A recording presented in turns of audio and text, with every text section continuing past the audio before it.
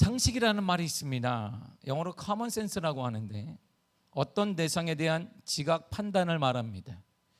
그것은 인간 모두에게 공통적인 지각, 이것이 바로 상식이라고 합니다. 상식이 없네 이렇게 말하잖아요. 좋은 말일까요? 나쁜 말이죠. 모든 사람들이 가지고 있어야 되는데 저 사람 상식이 없구나, 이게 욕하는 말이거나 나쁜 말이에요. 국어사전에는 상식이란 사람들이 보통 알고 있거나 알아야 하는 지식이라고 말합니다. 상식이란 거의 모두가 공유하는 지식, 거의 모두가 공유하는 암, 이것을 상식이라고 말합니다. 그러나 절대적인 상식은 없습니다. 모든 지식은 오류 가능성이 있기 때문입니다. 상식이 없으면 대화가 불가능한데, 그러나 상식에 기반한 정의 자기 그룹을 벗어나면 힘을 발휘하지 못해요. 특별히 우리는 정치를 보게 되면, 오늘 한국 정치를 보세요. 상식이 자기들끼리만 통합니다. 자기들끼리 벗어나게 되면 적이 돼요. 자기들끼리 상식이 통하면 동지가 됩니다. 아주 극렬하게 한국이 일어나고 있고, 어쩌면 다른 나라보다 심하게 우리나라가 지금 이 분열상을 이루는지 모르겠습니다. 그러니까 상식은 자기들끼리만 통하는 거예요. 자기들끼리 통하면 동료가 되고, 그 상식을 벗어나는 사람은 다양성이 아니라 적이 되는 시대가 오늘입니다. 그러니까 상식은 한계가 있는 거예요. 기존의 상식에서 벗어나면 사람들은 두려움에 빠집니다. 내가 잘못 산 거 아닌가? 내가 뭔가 잘못된 거 아닌가? 인간의 심리적 본능에 따라 대부분의 사람들은 그래서 두렵기 때문에 상식으로 돌아와요. 이렇게 이 길로 갔다가 아니다, 나만 혼자 되는 거 아니야? 나만 다 상식선에서 상식으로 살아야 되는데 나만 잘못된 사고하는 거 아니야? 돌아와요.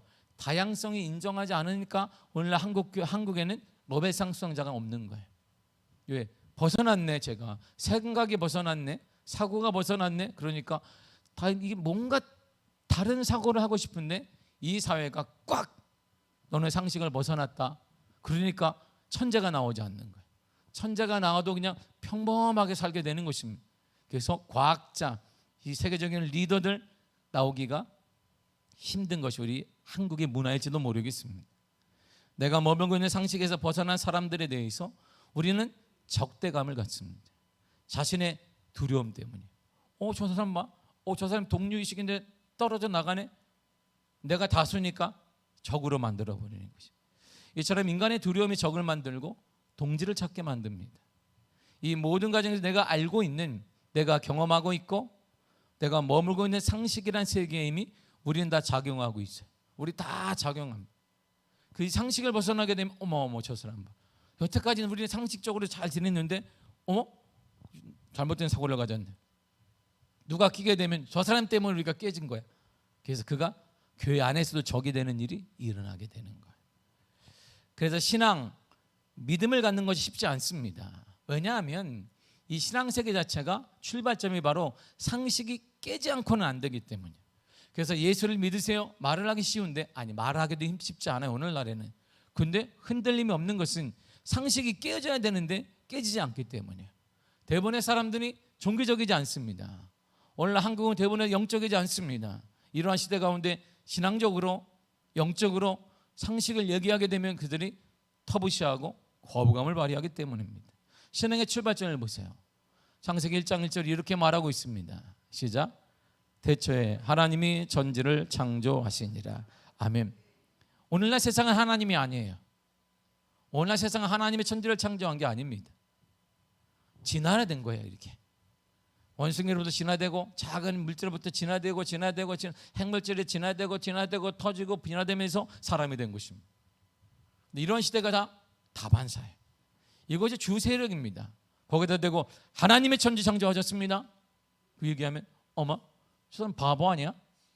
오늘날 저 세상 어떻게 살라 그래, 이 험한 세상에. 야, 이건 마이너가 돼. 우리가 언제든가 마이너가 돼 버렸습니다. 구원을 얘기할 때도 마찬가지예요. 많은 사람들이 이렇게 얘기합니다. 오늘날 다원론 사예요. 사는 정상은 하나인데 길이 많다는 것입니다.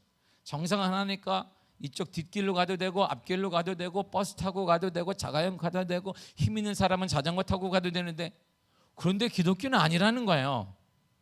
상식이 어긋나는 것입니다. 성경은 이렇게 말합니다. 로마서 5장 19절입니다. 시작. 한 사람이 순종하지 아니함으로 많은 사람이 죄인 된 것 같이 한 사람이 순종하심으로 많은 사람이 의인이 되리라. 아멘. 이 한 사람 예수 그리스도를 말하는 것입니다. 예수 그리스도를 통해서만 구원이 있다는 거예요. 그러니까 오늘날 맞지 않는 거예요. 오늘날에는 원래 다원론 시대 다원론 이게 그러니까 정상은 맞아요. 구원이 있다고 모든 사람들이 인정합니다. 네 구원을 가는 길이 많은 거예요. 미아리 고개 가도 되고 점집에 가도 되고 마음에도 되고 누구도 다 되는데 우리는 예수 그리스도 아니면 안 된다고 하니까 참 저기 상식적이지가 않아. 저렇게 고르에 그리스도인들 봐 외골수야 이런 말을 듣는 거예요. 근데 그게 포기되어지면 그리스도에는 의미가 없는 거예요. 교회는 의미가 없는 것이고 우리 신앙 자체가 아무 의미가 없는 것입니다. 그러니까 세상은 상식에서 살라고 우리가 계속 종용해요. 상식대로 살아야 되는 거. 답답하. 신앙생이 밥 먹여줘? 네가 말하는 예수가 뭐 해주니? 뭐 자고 일어날 때 기도하면 예수님이 와서 네한테 뭐 쿠폰이라도 주냐? 아이고 이렇게 우리를 세상에 계속 터부시하고 있습니다. 더군다나 하나님의 방식과 스타일 자체가 상식이 아니에요. 하나님이 너무 상식이지 않습니다. 사막에서 가장 무서운 뱀이 나타나서 이스라엘 백성들의 발을 쿡쿡쿡 물었어요. 독이 한순간에 쫙 퍼졌습니다. 죽은 사람도 있고 신음하며 죽어가는 사람도 있고 살려다는 사람들이 사방에 짝을 살려줘라. 어디 자녀가 물려 아들이 딸이 물렸습니다. 살리고 싶은 거예요. 부모 마음은 내가 일단 살리고 싶은데 이거 어떡하지? 독을 빨아도 얘가 지금 이게 시원치 않은 거예요. 이때 하나님은 모세를 통해 그래 치유 방법을 내가 주겠다. 치유된다 이제. 그래 하나님이 치유 방법을 주셨는데 너무 비상식이에요. 이게 상식이 아닌 거예요. 민수기 21장 8절을 보세요. 하나님의 말씀을 보세요. 시작. 여호와께서 모세에게 이르시되 불뱀을 만들어 장대 위에 매달아라. 물린 자마다 그것을 보면 살리라. 아멘. 그 하나님도 하나님이 이때는 좋은 약이 필요해요. 명의가 필요한 거예요. 명의. 유능한 분이죠. 이게 거기야 용하더라. 그거 막 용하더라. 우리 권사님들이 하는 말. 거기 용하더라. 야. 용하다 그러면 아픈 것 같은데 거기까지 전철 타고 교회 오기는 힘들다고 하는데 그냥 전철 타고 저 멀리 서울 끝까지 들어가. 왜? 용하다는 것이. 용한 하나님께는 안 오면서 용한 분은 찾아가 우리가 다 아주 상식적이지 않아요. 하나님이 약을 주든 어떤 약을 구해오게 만들든 뭘 물을 탈든 뭐든 해야 되는데 하나님은 노뱀을 만들어라. 쳐다보면 살리라. 그 하나님 농담이시. 이게 상식이 아니에요. 어떻게 쳐다보면 살아야? 말도 안 되는 거예요. 그러니까 하나님의 방법 자체가 스타일이 상식이 아닌 거예요. 근데 놀랍게 쳐다보는 자마다 살리라 그랬어. 그들이 살았단 말이에요. 예수님이 산위의 제자들이 이렇게 말씀하셨습니다. 그러니까 산상수훈이라고 말하는데 산상수훈의 처음에 주님이 이렇게 말씀해요. 자, 얘들아 이렇게 살아야 돼. 삶은 이렇게 사는 거야. 그러니까 부자가 여러분 어떻게 살기는 부자 되기를 원하고 잘 되기를 원하고 형통하기를 원하고 군림하기를 원하고 앞서기를 원하고 짓누르기를 원하고 남의 눈치 안 보고 남의 눈치만 딱 봐도 눈치 보면 내 실제 길기를 원하는 게 세상 사람들인데 주님이 너무 비상식적으로 제자들에게 이렇게 말씀하셨어요. 마태복음 5장 39절에서 42절입니다. 시작. 나는 너희에게 이르노니 악한 자를 대적하지 말라. 누구든지 내 오른편 뺨을 치거든 왼편도 돌려대며 또 너를 고발하여 속옷을 가지고자 하는 자에게 겉옷까지도 가지게 하며 또 누구든지 너로 억지로 오리를 가려 하거든 그 사람과 심리를 동의하고 내게 구하는 자에게 주며 내게 꾸고자 하는 자에게 거절하지 말라. 아멘. 이렇게 살면 어떻게 해야 돼요? 바보 되지. 빚더미에 앉지. 그냥 파산하지 파산해. 주님이 제자들에게 잘 사는 걸 가르쳐야 되는데 파산하는 것, 바보 되는 것, 천치가 되는 것, 남에게 이용당하는 방법을 가르쳐줬어요. 이게 이렇게 살면 되겠습니까? 안 되죠. 그런데 이렇게 살라는 거예요. 주님도 비상식이에요. 이게 세상을 모르시나? 근데 모르시는 것 같잖아요. 그분도 배고프셨고 여러 가지 많은 환경을 보면 그분 같지 않은데 왜 주님 우리 사정을 모르시냔 말이에요. 그러니까 주의 말씀이 딱 떨어지면 우리가 순종하기가 쉽지 않은 거예요. 그래서 이해가 돼야 되는데 이해가 안 돼. 상식이 아니야 주님 말씀이. 그러니까 순종이 안 되는 거예요. 오늘 본문이 430년간 이집트에서 노예 생활을 하다가 하나님의 전적인 은혜로 이집트의 노예 생활을 끝내고 자유민이 된 장면입니다. 처음으로 맞이한 어려움과 갈등 앞에 마지막에 처음으로 상식을 깬 방법을 주님이 하나님이 딱 가르쳐줘요. 자 보세요. 17절을 잘 읽어야 합니다. 시작. 바로가 백성을 보낸 후에 블레셋 사람의 땅의 길은 가까울지라도 하나님이 그들을 그 길로 인도하지 아니하셨으니. 아멘. 보세요. 잘 보세요. 블레셋 길이 가까워요. 그러니까 가나안으로 가는 길이 가깝다 이 말이에요. 그런데 하나님이 막아버렸어요. 이집트에서 가나안으로 가는 지름길이 있는데 블레셋 해안 도시인 가사를 통해 가면 가나안까지 4일밖에 안 걸려요. 40년이 아니라 4일밖에 안 걸려요. 200만 명의 사일이니까 가까운 거예요 이게. 와, 주와가 기쁘잖아요 이게. 이약 4일이면 그냥 통과하는 거. 와, 얼마나. 안 먹어도 돼. 가나안에 들어가면 되는데 뭐 좀 굶으면 어때? 4일밖에 안 걸리는 짧은 길입니다. 그럼 그 길로 인도하셔야 되는데, 그런데 하나님의 상식을 깨고 그 길로 인도하지 않으셨습니다. 이 길은 이집트의 18 왕조가 북방 정책의 일환으로 번번이 이 도로를 이용했어요. 북방으로 가야 되니까 이 짧은 길을 이용한 거예요. 그러니까 모두가 알아. 이스라엘 백성들이 이집트에 살았기 때문에 그 길이 가나안으로 가는 최단거리인지 다 알아요. 이집트도 알고 동네 모든 사람들은 압니다. 그러나 그 길은 당시 철기 문화를 배경으로 한 강력한 세력을 형성하고 있는 블레셋이 진을 치고 있어요. 그런데 하나님은 모두가 다 아는 쉬운 길이 아닌 다른 길로 인도하셨어요. 아주 상식적이지 않아요. 하나님이 18절을 보세요. 시작. 그러므로 하나님이 홍해의 광야길로 돌려 백성을 인도하심에 이스라엘 자손이 애굽 땅에서 대열을 지나 나올 때에. 아멘. 자, 사흘이면 가요. 4일이면 가요. 4일이면 가는 그 길을 하나님이 딱 막고 돌렸어요. 길을 돌려라. 어디로 가냐 그랬더니 홍해와 광야길로 가라 그랬어요. 아니 거기 소망이 없잖아요. 언제 도착할지도 모르잖아요. 사막길로 인도하셨습니다. 홍해 바다를 건너서, 그것도 끝난 것이 아니라 사막으로 가라 이렇게 인도하신 거예요. 돌렸다 이런 말. 돌렸어요 길을. 원래 길이 있었습니다. 모든 사람이 아는 길이 있었어요. 그렇게 가야만 하는 길이 있었습니다. 그 길이 가나안으로 가기엔 가장 편리하고 안정적이고 쉽고 성공적으로 여겨지는 길이었어요. 그런데 하나님께서는 그런 길에서 돌리셨어요. 그 길로 가지 마라. 어디로 가냐면 홍해 바다를 지나서 사막으로 가라 그랬어요. 그래서 40년 걸린 거예요. 그래서 아니 하나님이 4일이면 그 돌릴 길을, 4일이면 천천히 200만 명이 천천히 가도 되는 그 길을 40년이 걸렸어요. 사막을 통해 가나안으로 가는 길을 인도하셨습니다. 그런데 하나님의 인도에는 큰 모순이 하나 있습니다. 성경에 보면 이게 대단히 모순이, 상식을 뛰어넘어 비상식을 뛰어넘어 모순입니다.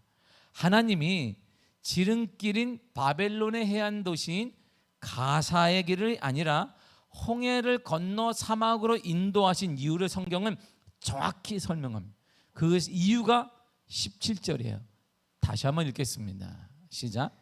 바로가 백성을 보낸 후에 블레셋 사람의 땅의 길은 가까울지라도 하나님이 그들을 그 길로 인도하지 아니하셨으니 이는 하나님이 말씀하시기를 이 백성이 전쟁을 하게 되면 마음을 돌이켜 애굽으로 돌아갈까 하셨습니다. 아멘. 혹시 하나님도 가나안의 가사길로 가면 빠르다는 거 하나님도 알고 계셨어요. 그런데 그 길을 포기하신 이유가 뭐냐면 이스라엘 백성들이 거기를 지키고 있는 블레셋과의 전쟁을 하게 되면 마음을 돌이켜서 두려워서 애굽으로 갈까 봐 하나님이 그 길을 가지 말라고 했단 말이에요. 왜? 두려운 거예요. 두려워. 왜냐하면 이집트는 지금 청동기 문화에서 살았어요. 그런데 가나안 땅에 있는 족속은 철기 문화에 사는 거예요. 와, 문화 차이가 나요.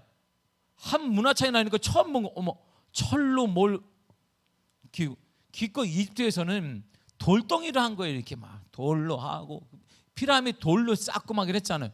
그런데 가나안에 딱한 이들이 충격받은 이유가 뭐냐면 철을 사용하고 있는 거예요. 와, 처음 본 거죠. 문화가 항상 앞서요.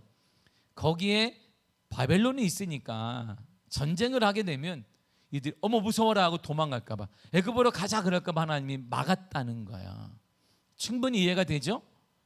당시 이스라엘 백성은 이집트의 노예 생활을 마감한 지 얼마 안 됐습니다. 그러니 전쟁을 해본 경험도 없고 전쟁을 위해 조직적이고 체계적인 정비도 갖추지 못했어요. 이들은 전쟁을 치를 만한 군사적인 준비뿐만 아니라 마음 준비도 아무것도 안 돼 있어요. 그냥 나온 거예요. 이렇게 나와 가는데 홍해바다가 있네? 이런 거예요. 반면에 블레셋은 달랐습니다. 이 블레셋이 어떤 나라냐면 여호수아가 블레셋을 점령하면서 큰 도전을 하나 받았어요. 와, 이런 민족이었네. 이렇게 여호수아 13장 3절에 보면 이 나라를 이렇게 설명합니다. 시작. 블레셋 사람의 5 통치자들의 땅 곧 가사 족속과 아스돗 족속과 아스글론 족속과 가드 족속과 에글론 족속과 또 남쪽 아이 족속의 땅과 그랬어요. 블레셋은 가사, 아스글론, 아스돗, 가드, 에글론 이 5개의 큰 도시와 공수 동맹을 맺은 나라예요. 그러니까 누가 블레셋이나 어느 나라가 공격을 받으면 이 5, 6개 나라가 합치는 거예요. 그리고 어떤 나라를 점령할 때는 또 철기 문화를 가진 6나라가 합치는 거니까 이게 보통 나라가 아닌 거예요. 이러한 막강한 블레셋 군대의 전쟁을 하게 되면 아마 두려움에 사로잡힐 겁니다.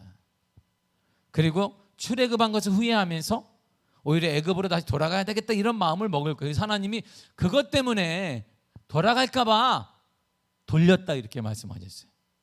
이스라엘 백성들이 노예 근성이 벗어나지 않은 이유를 성경은 계속 뭐 일어나면 이렇게 얘기해요. 뭐 문제만 생기면 아이고 어떻게 말하면 이렇게 이스라엘 백성들이 늘 말합니다. 민수기 14장 3절을 보세요. 시작. 어찌하여 여호와가 우리를 그 땅으로 인도하여 칼에 쓰러지게 하려 하는가? 우리 처자가 사로잡히리니 애굽으로 돌아가는 것이 낫지 아니하냐. 이들은 습관처럼 얘기해요. 문제 생기면 애굽으로 돌아가야 되는데 진짜 밥이 없으면 애굽에는 있는데 돌아갔어야 되는데 하나님 나를 인도해가지고 물이 없으면 그러니까 애굽으로 돌아가야 된다고 말했잖아. 다툼이 일어나면 그러니까 애굽으로 돌아가면 된다고 그랬잖아. 내가 다른 부족이 나타나면 그들과 전쟁을 할 바에는 애굽으로 돌아가야 된다고 그랬잖아. 내가 우리가 모세야. 이게 습관적으로 이 노예 근성이에요. 노예 근성. 충분히 이해되죠. 그런데요, 하나님께서 연약한 이스라엘 백성들을 위해서 이들이 두려워 애굽으로 돌아갈 것이 염려가 되어서 홍해와 사막으로 인도하셨다 그랬어요.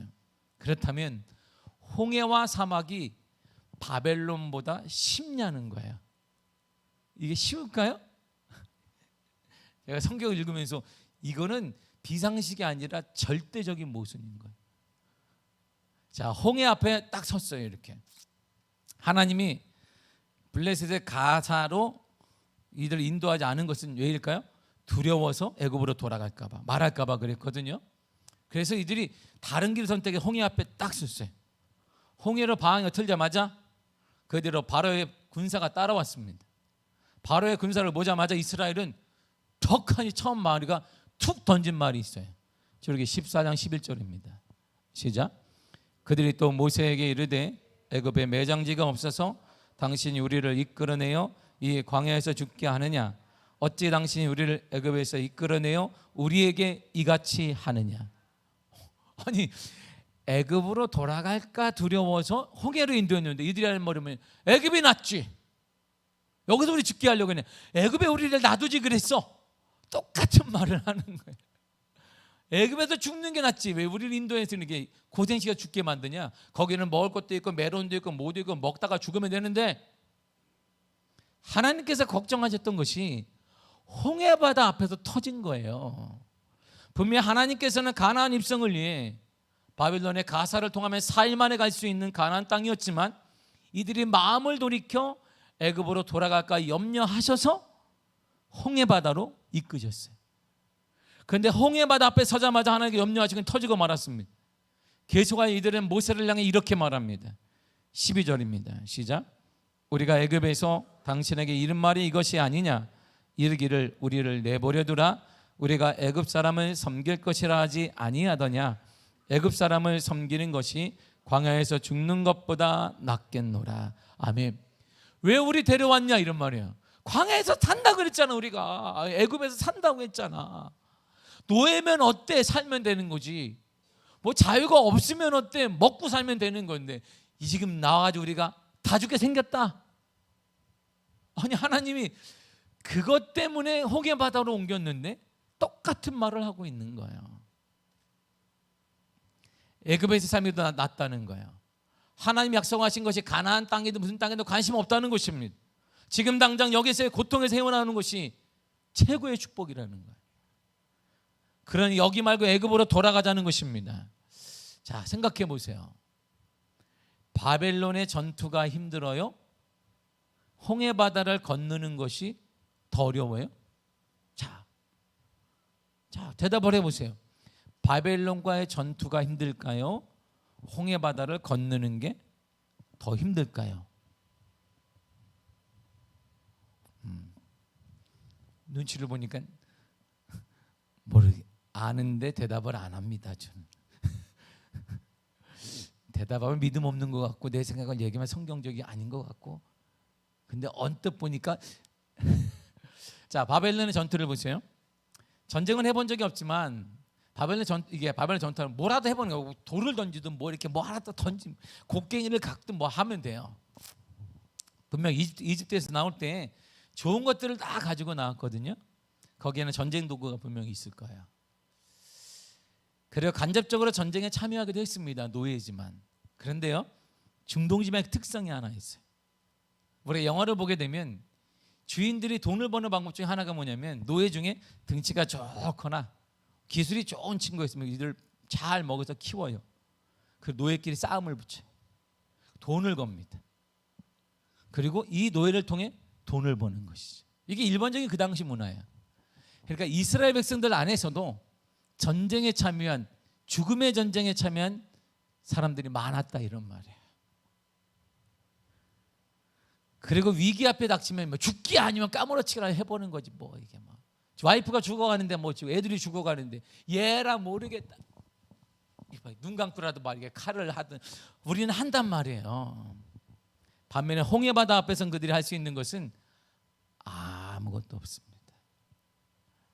아무것도 없어요. 뭘 할 건데요? 우리가 뭘 할까요? 홍해바다 앞에서 그들이 할 수 있는 게 아무것도 없어요. 당장 배를 만들까? 사막에서? 지금 바로의 군대가 쫓아오는데 배 만들까?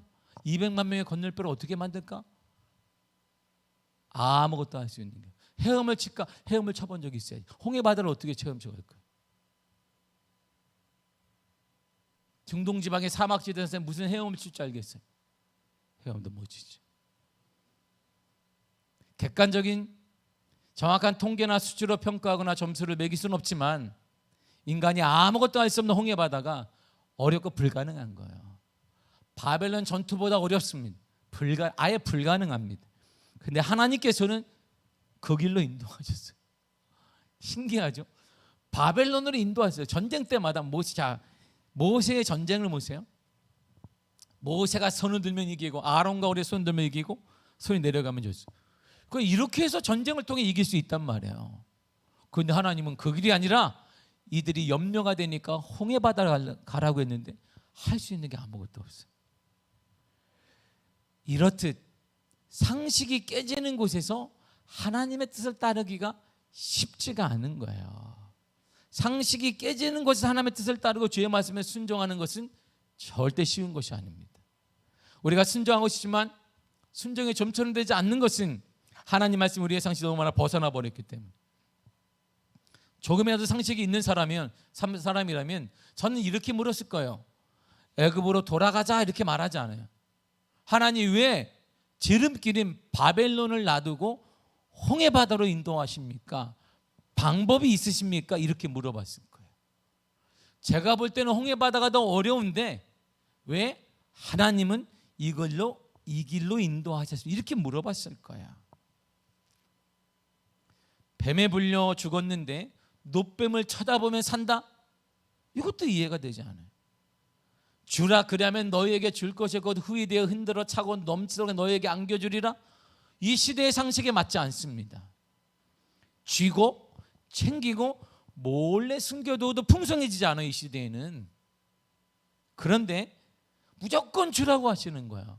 그러면 풍성해진다 말하는데 이해가 되지 않아요. 시대적 상식에 어긋납니다. 그래서 우리가 좀처럼 하나님의 말씀에 주님께 순종하지 못하는 것입니다. 다시 한번 17절을 보세요. 대단히 중요한 말입니다. 시작. 바로가 백성을 보낸 후에 블레셋 사람의 땅의 길은 가까울지라도, 아멘. 지름길인 그 길은 사람의 길이에요. 사람의 길. 자, 요게 썼던 이유를 잘 명심하시면 돼요. 지름길은 어떤 길이다?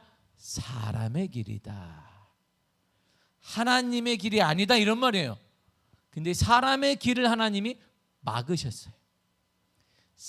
하나님의 사람들이 모두 알고 있는 상식의 길, 우리가 알고 있는 모든 사람들의 상식의 길을 하나님이 막으셨습니다. 그리고는 너무나 비상식적이고 어처구니 없는 홍해와 바다라는, 그리고 생명이 없는 사막으로 하나님이 그들을 인도하셨습니다. 그렇다면 말이에요, 바닷길은 사람의 길이 아닌 거예요. 누구의 길일까요? 하나님의 길인 거예요. 하나님의 길. 사람의 길은 막으시고 홍해바다의 길은 하나님의 길인 거죠. 바닷길, 즉 하나님의 길은 어떤 길일까요? 그 길로 인도하신 이유의 목적이 무엇일까요? 이게 오늘 성경에 말해주는 거예요. 출애굽기 14장 13절과 4절입니다. 시작. 모세가 백성에게 이르되 너희는 두려워하지 말고 가만히 서서 여호와께서 오늘 너희를 위하여 행하시는 구원을 보라. 너희가 오늘 본 애굽 사람을 영원히 다시 보지 아니하리라. 여호와께서 너희를 위하여 싸우시리니 너희는 가만히 있을지니라. 아멘. 보세요. 너희 하니까 아무것도 없죠. 아무것도 없는데요, 하나님. 바벨론 같으면 뭔가 좀 해보겠는데 아무것도 살 길이 없습니다.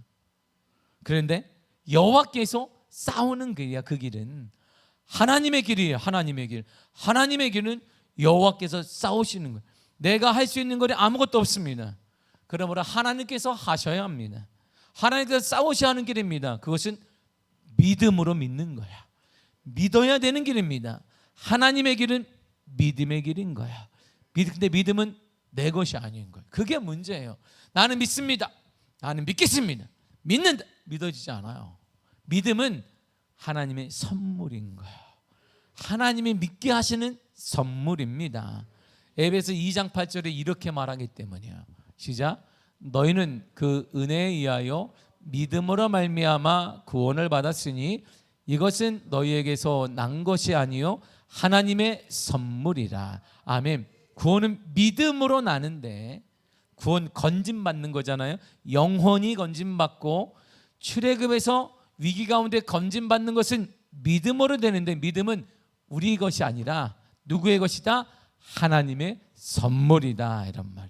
하나님의 선물이 무슨 공짜다 이런 말이에요. 하나님이 주시는 거다 이런 말입니다.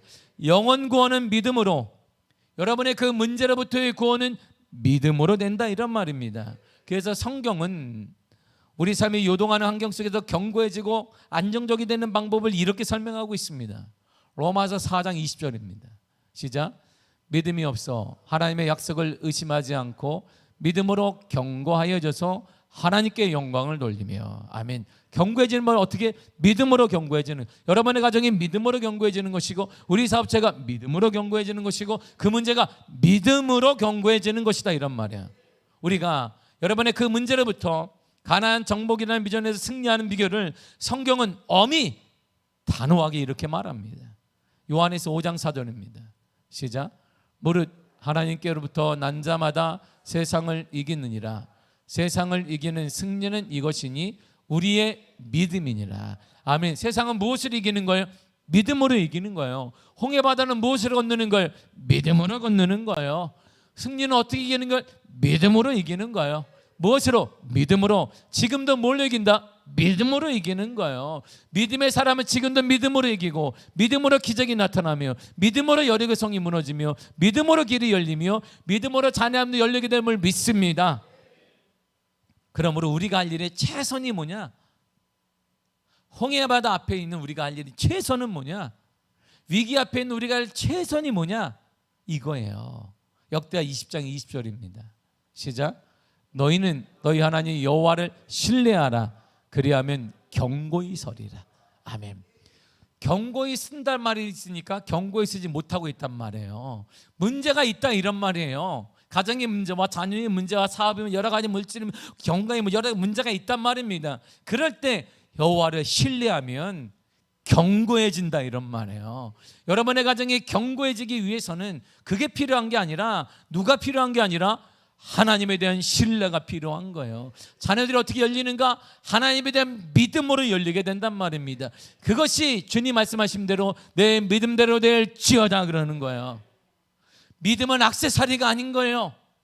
여러분, 믿음은 그냥 많은 것 중에 방법 중에 하나가 아니란 말입니다. 믿음으로 승리하고, 믿음으로 견고해지고, 믿음으로 해결받으며, 믿음으로 승리하고, 믿음으로 길이 열리고, 믿음으로 무너지며, 믿음으로 앞길이 열려지게 되는 거예요.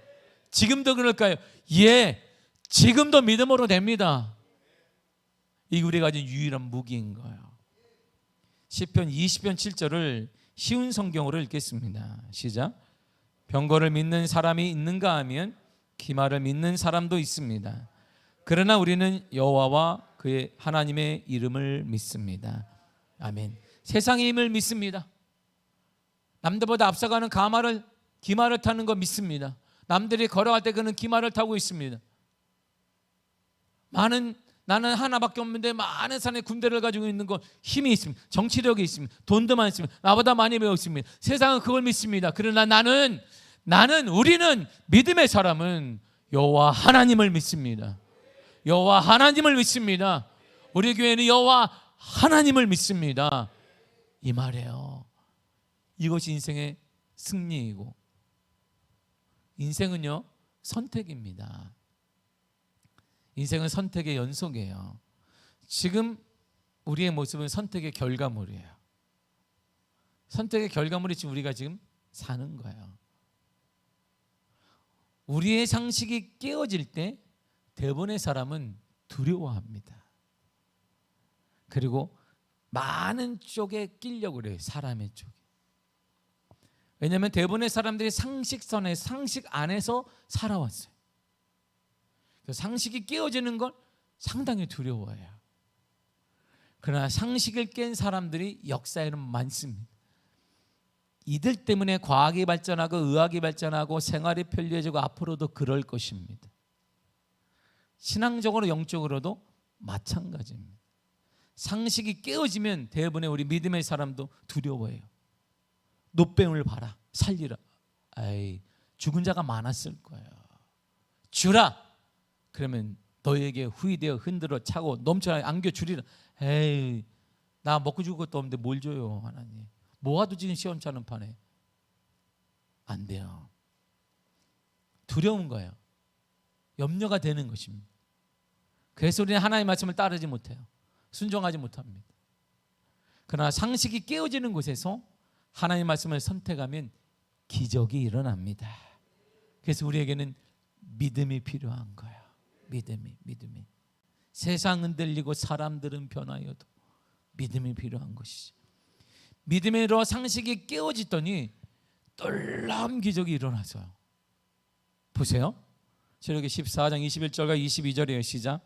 모세가 바다 위로 손을 내밀매 여호와께서 큰 동풍이 밤새도록 바닷물을 물러가게 하시니 물이 갈라져 바다가 마른 땅이 된지라. 이스라엘 자손이 바다 가운데를 육지로 걸어가고 물은 그들의 좌우에 벽이 되니. 아멘. 보세요. 상식이 깨어지는 곳에 하나님이 그래 싸우실 것이다. 아무것도 난 할 일이 없지만, 가진 게 없지만 하나님이 하실 거야 믿었더니 홍해 바다가 갈라졌어요. 할렐루야. 홍해바다가 갈라지는 기적이 일어나게 되었습니다. 하나님은 이스라엘 백성들이 홍해바다 앞에 서기 전에 먼저 이런 은혜를 주셨습니다. 그 은혜를 입고 있는 자들에게 홍해바다는 또 하나의 은혜를 경험할 수 있는 수단에 불과한 것입니다.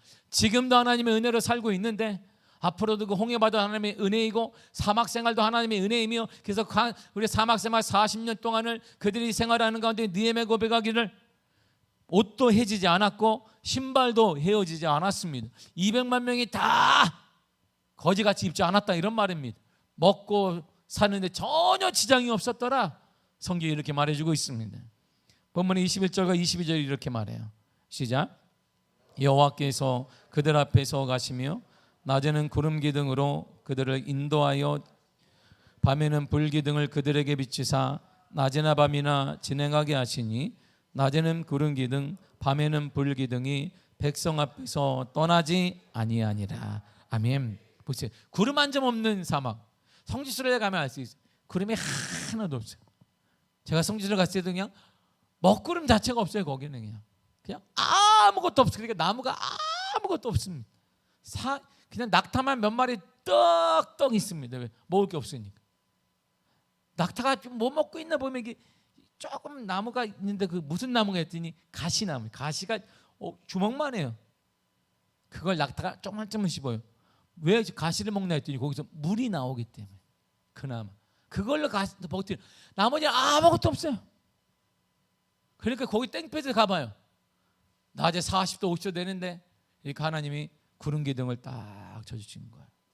그래서 그늘에서 200만 명이 걷게 하시고, 밤에 되면 영하로 또 그 날씨가 뚝 떨어져요. 추워. 그러니까 불기둥으로 해서 따뜻하게 인도하셨습니다. 하나님은 홍해바다 전에도 이렇게 인도하셨어요. 이 어려운 시기 가운데 우리는 살아가고 있습니다. 사람들 어렵다 말, 우리는 어렵다 말하고 있지만 저와 여러분은 가정을 꾸려가고 있습니다. 자녀를 양육하고 있습니다. 그 나름대로 비전을 향해 꿈을 꾸고 있습니다. 그러므로 지금 또 하나의 위기는 하나님의 은혜를 경험할 때인 것입니다. 하나님 우리를 포기한 게 아니라 하나님의 은혜를 더 하나 쌓는 간증의 시간이 되는 것입니다. 홍해바다를 지나 맞이하는 광야 사막도 마찬가지입니다. 주님께서 하라는 대로만 하면 돼요. 물 더이든 깊게 팔 거 없습니다. 물을 찾기에 깊게 팔 거 없어요. 그냥 하라는 대로만 하면 됩니다. 우리 힘을 다해서 물이 있지 않겠는가 계속 파봤자 소용없습니다. 주님께서 하라는 대로만 하면, 먹으라는 것만 먹으면 됩니다. 주는 대로만 먹고 하라는 대로만 하면 되는 것입니다. 어떻게 사막 가운데 가능할까요? 하나님이 이 땅의 주권자이시기 때문이에요. 우리는 그걸 믿는 사람이기 때문입니다. 우리가 지금 사막길을 건너다 할지라도 주님이 하라는 대로만 하면 됩니다. 먹으라는 것만 먹으면 되고 하지 말라는 거 안 하면 됩니다.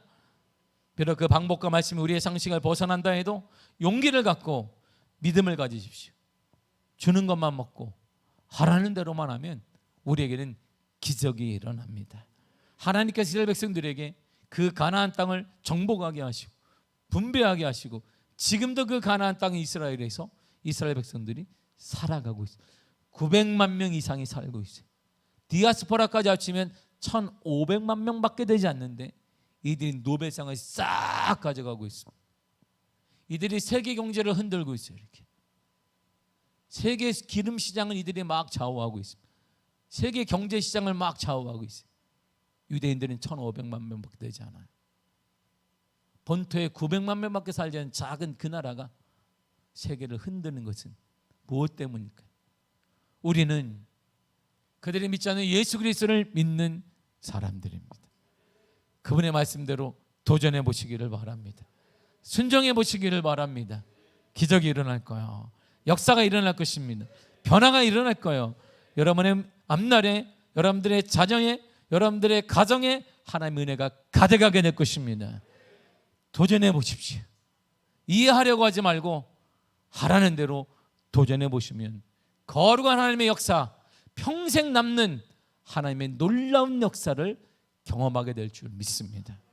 기도하겠습니다.